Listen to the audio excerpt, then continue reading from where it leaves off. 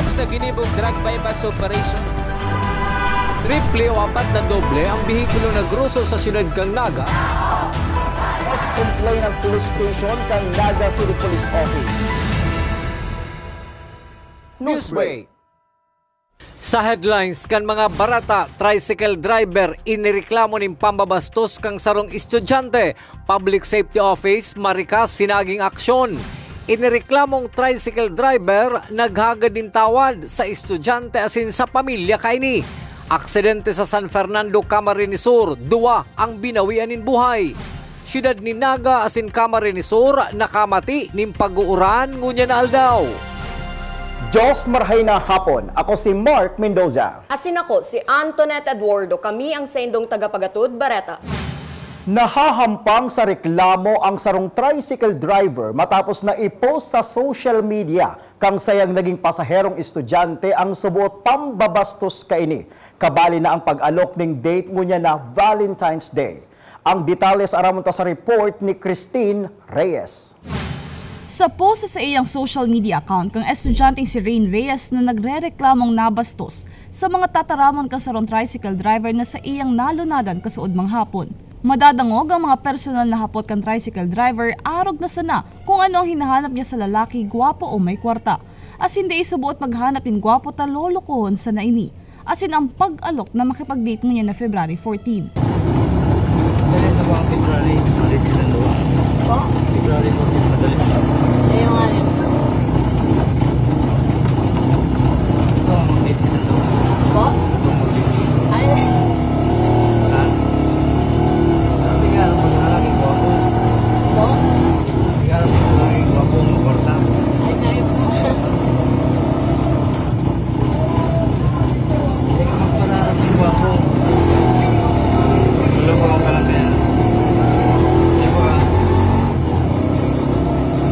Sa opisina kan Public Safety Office, inabutan mi ang estudyanteng si Rain asin sa iyang mga magurang para sa pagsaangat din formal na reklamo sa sospek. Inako kan estudyante na natakot siya asin nabastos kan mga naging hiro-hiro kan sospek. Actually po, at first, nagpapanik po talaga ako dahil ko po aram kung anong gigibuhon ko. Pero katuyo po talaga kayang na-invade na si personal space ko duman sa tricycle na nag-reach out na si hand niya igdi sa may shoulder ko. Duman ko na po naisipan mag-video. Then, part na po duman, medyo kalmado naman ako kasi nasa lugar, ang tabo ko po kaya tumabolo, madaling biyahe man lang. Pero although po sa madaling biyahe na to, kadakol pa din siyang nasabi and nagmimik talaga siyang convo. Pero kampante naman po ako kato, pero medyo nagpapanik pa din talaga. Pero kinalma ko na lang sa diri ko kasi yaon naman po ako sa lugar may. Para sa mga kapareho niya estudyante, may pagirumduman si Ray na pwedeng gibuhon kung sa pagmati ninda yaon sinda sa bakong komportabling sitwasyon araw kan sa iyang inagihan. Siguro po maging aware na lang po sa surroundings. Example, if solo ka lang sa tricycle, ipicturean mo ang plate number, then isend mo sa friends or family. And kung may arog man po kaning situation na na-feel mo na hindi ka safe sa paligid mo, first of all, mag-contact ka sa family and friends. And then second, if yun nga, gayahin mo na mag-film ka din sa surroundings mo. Naging madali man sa mga personahe kan Public Safety Office na masusog ang harong kan tricycle driver, huli kan sa idang kapot na master list. Para sa One Media TV 48 Naga, Christine Alcanzo Reyes, Newsbreak. Mientras tanto, bako lang palan ini ang enot na pagkakataon na may parehong reklamo ang nasabing tricycle driver kang ihampang na ini sa opisina kang Public Safety Office kan subagong aga. May follow-up report si Melvin Machado. Marikas sinaging aksyon kang Public Safety Office matapos masusug ang tricycle driver na pinagreklamo ng pambabastos kang sa naging pasaherong estudyante residente ini kang Barangay Calawag, Siyudad ni Naga. Tulos din na sa opisina kang Public Safety Office ang driver as hindi din na kumpirmar labak ulang ini ang primerong pagkakataon na may kaparehong reklamo sa iya. Ano po ito pigpararot mo sa katutigalong kung pamagdate? May agom ka pa manggaro, may agom ka pa po. Pwede mo si agom mo, dahil pag-ano ko na po sa iyo mo ta. Takot ang mamamatay ka yan. Sakot pa duwa mo na niya po yan, hindi arog man kanisi kaso mo, may pagtripan ka man na pasahero, ang mga conversation mo, dahil man dapat gibuon sa passenger mo. Kasi dahil mo man siya bistado.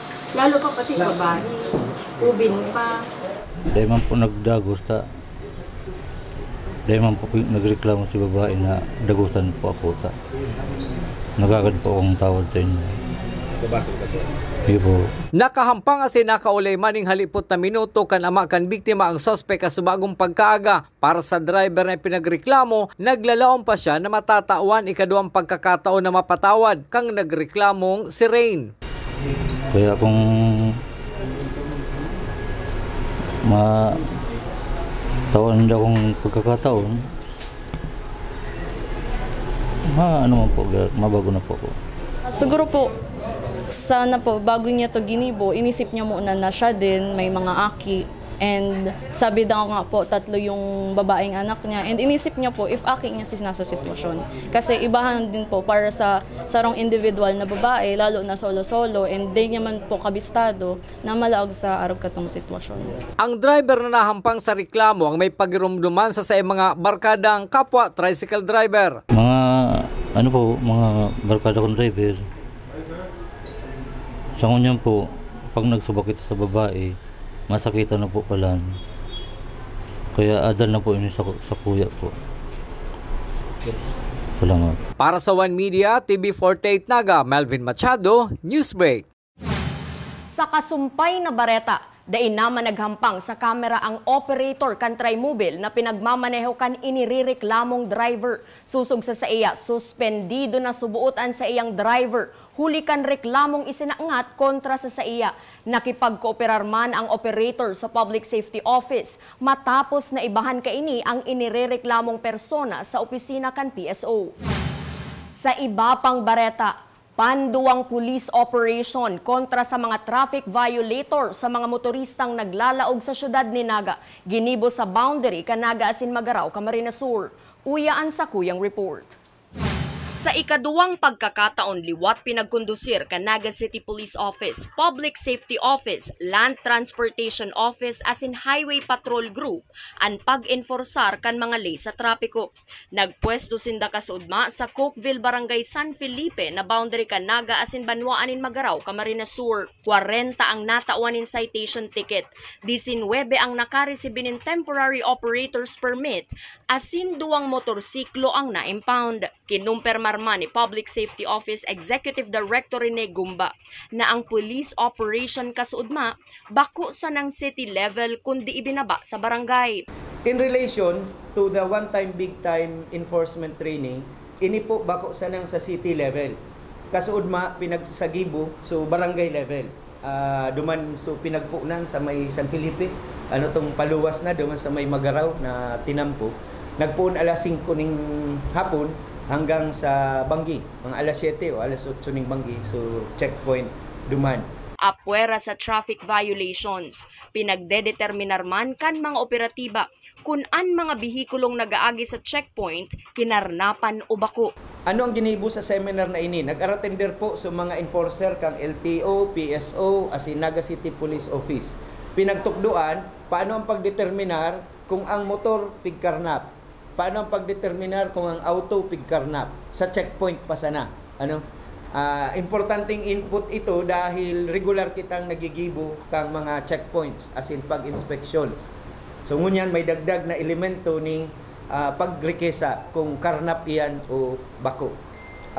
Ito theoretical training na pinaggibo last week as in napagkasunduan na kaya nag-a-apply, nagkakaigwanan ng application, igdi sa surunudan ng mga one-time, big-time operations.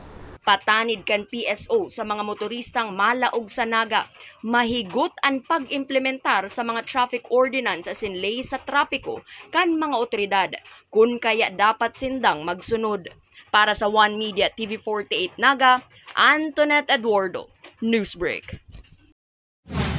Sa iba pang bareta, ngunyan pa lang nagaandam na ang Archdiocese of Cáceres para sa ingranding selebrasyon kan Peña Francia Fiesta ngunyan na maabot na Setyembre. Mismo si Arsobispo Rolando Triaterona ang nag-preside subuot sa Executive Committee meeting na pinaggibo kang nakalis na aldaw. Apwera kan Peña Francia Fiesta, pinagaandaman kan Public Safety Office ang posibleng digdigiraray sa syudad ning Naga gibuhon ang bar examination ngunyan na taon. Ito pong manunungod sa ginibong meeting sa Basilica tungkol sa Coronation Centenary of Our Lady of Peña Francia. Nag-convene po so Exicom, as in sa mga working committee, ang nag-preside mismo ang satuyang Arsobispo, si Archbishop Tirona. Pinagpupuna na ang preparasyon para sa Peña Francia Fiesta for 2024. Tano taarog ka ni kaamay dahil ang inaasahan ta pong mapartisipar sa fiesta doble o triple kumpara kang mga nakaaging taon. So, importante ang preparasyon sa aspetong iyan. Lalo na kung dakulo ng taong madirigdi. And kang nag-urulay duman, pinag-mentionar ta din na yaon pa din sa posibilidad na kasabay giraray ka ini ang bar examination kang Supreme Court. Sa pagbabalik kang news break, road crash sa San Fernando, Camarines Sur, duwa si winalat na binawianin buhay. Yan asin iba pang mga bareta sa pagwelta kan One Media TV48 Naga News Break. Dakop sa ginibong drug bypass operation. Triple o apat na doble ang bihikulo na gruso sa siyudad kang Naga. Mas complain ng police station kang Naga City Police Office. News break. Flight attendants, prepare for takeoff, please.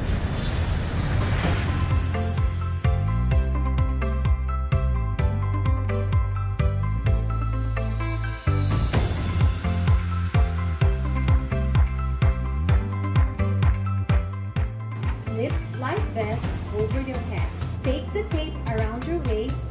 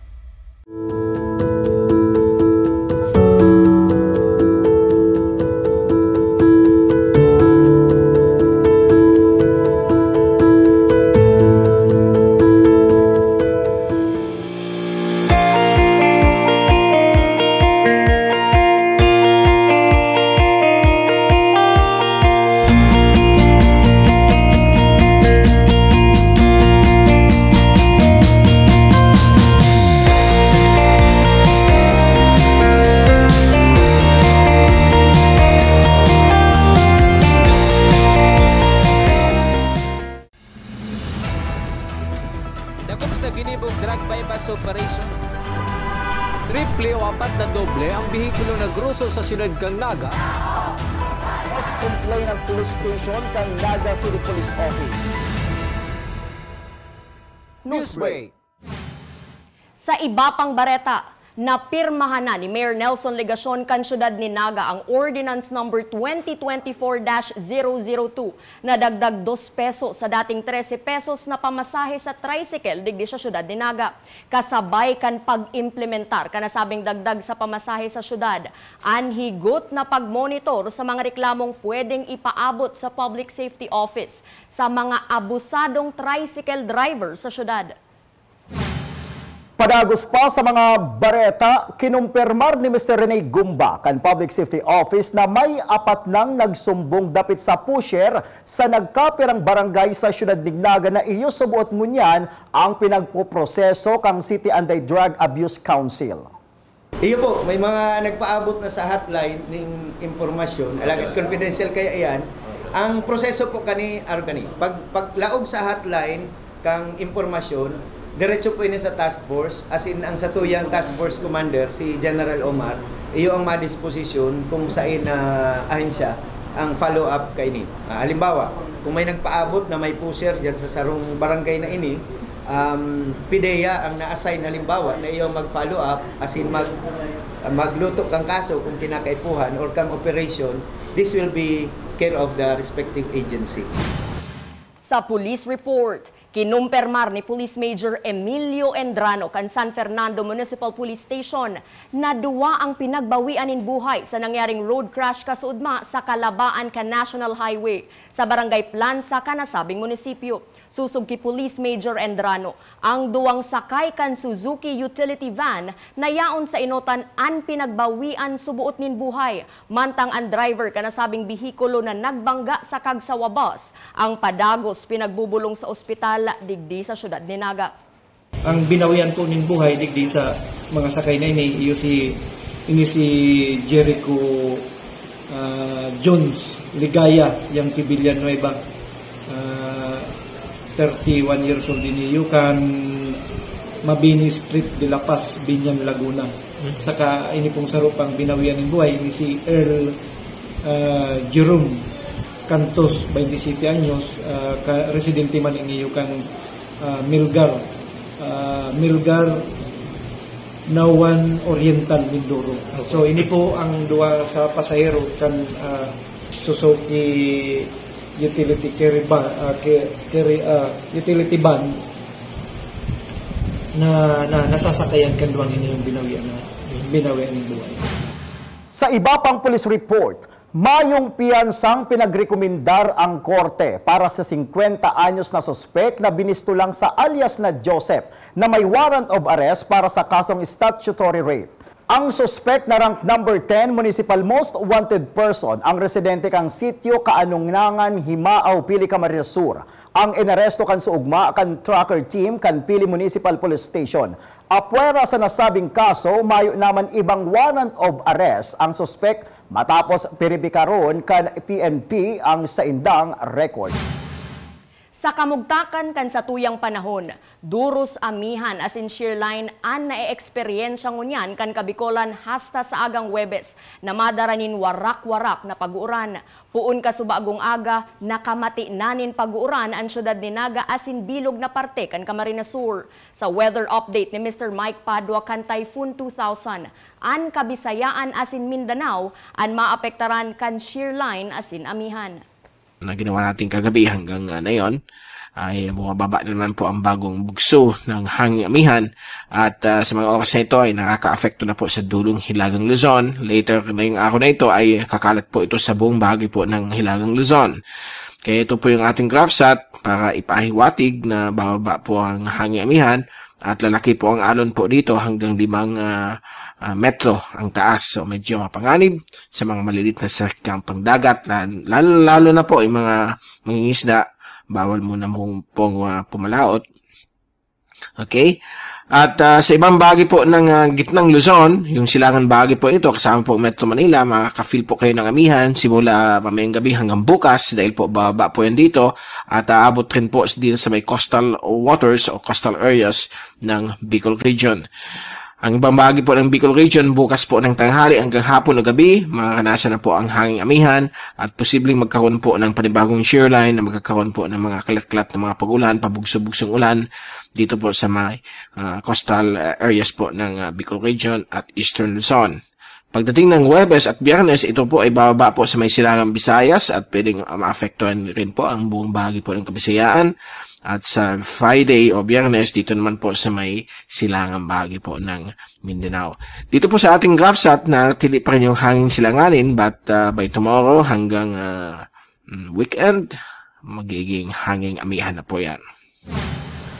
Asin yan ang mga bidang baretang nakalap kan mas pinakusog na puwersa kan One Media TV 48 Naga News and Bicol Affairs. Day malingaw na i-follow ang samoyang official Facebook fan page One Media TV 48 Naga. Ako po si Mark Mendoza. Padagos kaming mahatod nin mga baretang garantisadong nangingenot as sinapapanahon. I-hit ang subscribe button sa samoyang official YouTube channel One Media TV 48 Naga, tanganing updated kita sa mga bareta asin istoryang bida. An Bicolano. Ako si Antoinette Eduardo, asin ini an One Media TV 48 Naga Newsbreak. Dakop sa ginibong drug bypass operation. Triple o 4 na doble ang bihikulo na gruso sa syudad kang Naga. Mas complain ng police station kang Naga City Police Office. Newsbreak.